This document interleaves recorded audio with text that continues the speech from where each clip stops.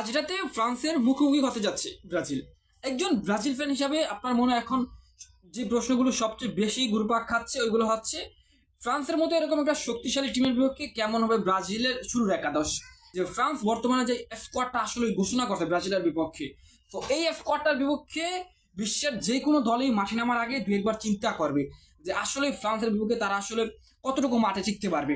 তো ব্রাজিলের ইনজুরিতে জর্জরিত স্কোয়াড নিয়ে আমি মনে করি ফ্রান্সের বিপক্ষে একটা ভালো ফাইট হবে, এবং এই ম্যাচটা একজন ব্রাজিল ফ্যান হিসাবে আপনাকে উপভোগ করতে হবে। এবং আমি মনে করতেছি যে ফ্রান্সের বিপক্ষে ব্রাজিলের যে ইনজুরিতে জর্জরিত স্কোয়াড, তো এই স্কোয়াডটা হওয়াতে আরো বেশি ভালো হয়েছে। কারণ হচ্ছে আপনি দেখেন যে ব্রাজিলের ফুল স্কোয়াডটা থাকলে আজকে ম্যাচটা হয়তো আরো হাড্ডাহাড্ডি হইতো, বাট যদি ব্রাজিল ওয়ার্ল্ড কাপে গিয়ে এরকম ইনজুরিতে জর্জরিত একটা স্কোয়াড পায় তখন আপনি কি করবেন? সো ফ্রান্সের বিপক্ষে ব্রাজিল আজকে মাঠে নামবে তাদের ইনজুরিতে জর্জরিত একটা স্কোয়াড থেকে একটা শুরুর একাদশ ঘোষণা করবেন কালো অঞ্চলের।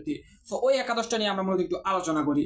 তো যদি আমরা আসলে গোলকিপিং পজিশনটা একটু দেখি, তো গোলকিপিং পজিশন আমার মনে হয় ওইখানে হচ্ছে এডারসন বা ব্যান্টে থাকে, বাট আমার মনে হয় ওইখানে এডারসনকেই কালো অঞ্চলতে রাখবে।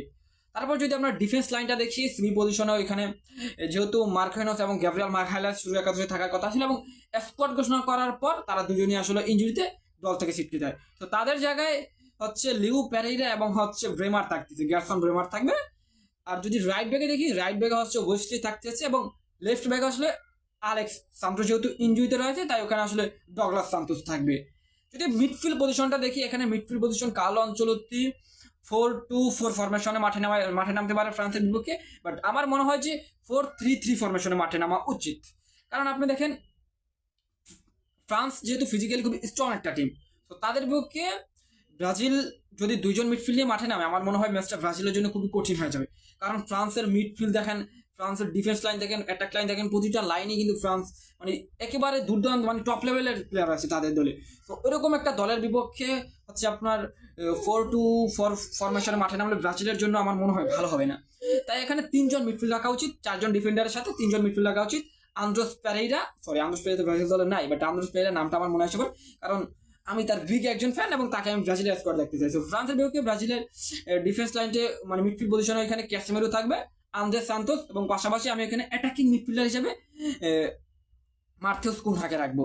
পাশাপাশি যদি কালো অঞ্চলতি অ্যাটাকিং লাইন আপে ওইখানে আসলে লেফট উইংয়ে ভিনিসিয়াস জুনিয়র, রাইট উইংয়ে রাফিনা, এবং স্ট্রাইকার পজিশনে ওইখানে ইগোর থিয়াগো অথবা জোয়াও পেদ্রোকে আমার মনে হয় রাখা উচিত। বাট আমার পার্সোনালিভাবে মনে হয় ওইখানে আসলে জোয়াও পেদ্রোকে রাখা উচিত। বাট আপনার মতামত হইতে পারে, আপনি ওইখানে ইগোর থিয়াগো রাখতে পারেন, বাট অ্যান্ডিকেও রাখতে পারেন।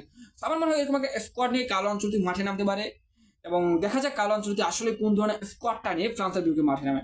বাট আমার মনে হয় যে ফ্রান্সের বিপক্ষে ব্রাজিল মাঠে নামতে যেতেছে তাদের ইনজুরিতে জর্জরিত স্কোয়াড নিয়ে।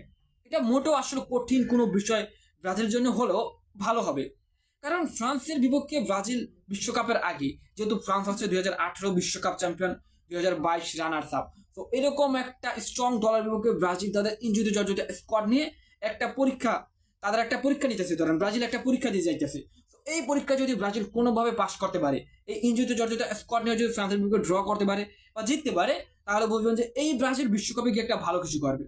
কারণ ব্রাজিলের বর্তমানে যে স্কোয়াড রয়েছে এই স্কোয়াড কিন্তু ইনজুরিতে জর্জরিত স্কোয়াড। ওইখানে গোলকিপিং পজিশনে আলিসন, ডিফেন্স লাইনে Gabriel Magalhaes, Marquinhos, Bruno Guimaraes, Neymar, Estevao রদ্রিগেরও নাই। তো এরকম এই প্লেয়ারগুলো না থাকাতে ব্রাজিলের যে ইনজুরিতে জর্জরিত স্কোয়াড, নতুন প্লেয়ার লিউ পেরেইরা নতুন ব্রাজিলের স্কোয়াডে চান্স পেয়েছে, ব্রেমার অনেকদিন পর ব্রাজিলের স্কোয়াডে চান্স পেয়েছে ডিফেন্স লাইনে। তো এরকম প্লেয়ারদের নিয়ে যখন কালো অঞ্চলতি বিশ্বকাপের আগে ফ্রান্সের বিপক্ষে একটা ফাইট দিতেছে, তো এই ম্যাচটা আসলে কালো অঞ্চলতির জন্য অনেকটাই গুরুত্বপূর্ণ হয়েছে। কারণ এই ম্যাচটা যদি কালো অঞ্চলতি বের করে আনতে পারে বা ফ্রান্সের বিপক্ষে যদি কোনো রকম ম্যাচটা উইন হইতে পারে বা ড্র করতে পারে, তাহলে আপনি এটা ভাবতে পারেন যে বিশ্বকাপে কালো অঞ্চলতি যদি ব্রাজিলের ফুল স্কোয়াডটা পায়, তাহলে বিশ্বকাপে ব্রাজিলের থেকে আমরা একটু ভালো কিছু আশাই করতে পারি। সো দিন শেষে শুভকামনা রইল ব্রাজিলের জন্য। আমার মনে হয় যে ফ্রান্স খুবই ফিজিক্যাল স্ট্রং দল হোক না কেন, ব্রাজিলের ইনজুরিতে জর্জরিত স্কোয়াড নিয়ে ফ্রান্সের বিপক্ষে একটা কড়া ফাইট হবে। বাট এখন পর্যন্ত ব্রাজিল আর ফ্রান্স কিন্তু মোট 15 বার মুখোমুখি হয়েছে।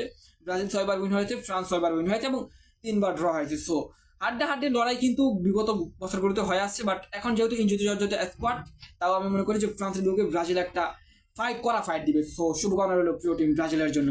দেখা যাক দিন শেষে স্কোর লাইনটা কি হয়। বাট আমি যদি আমার প্রেডিকশনটা দিই, তাহলে ব্রাজিল 2 ফ্রান্স 1, কারণ আমি চাই ব্রাজিল ম্যাচটা জিতো বা 2-2 গোলে ড্র হইতে পারে। তো এরকম একটা প্রেডিকশন হচ্ছে আমার। বাট আপনার প্রেডিকশনটা আসলে জানিয়ে দিতে পারেন কমেন্ট বক্সে।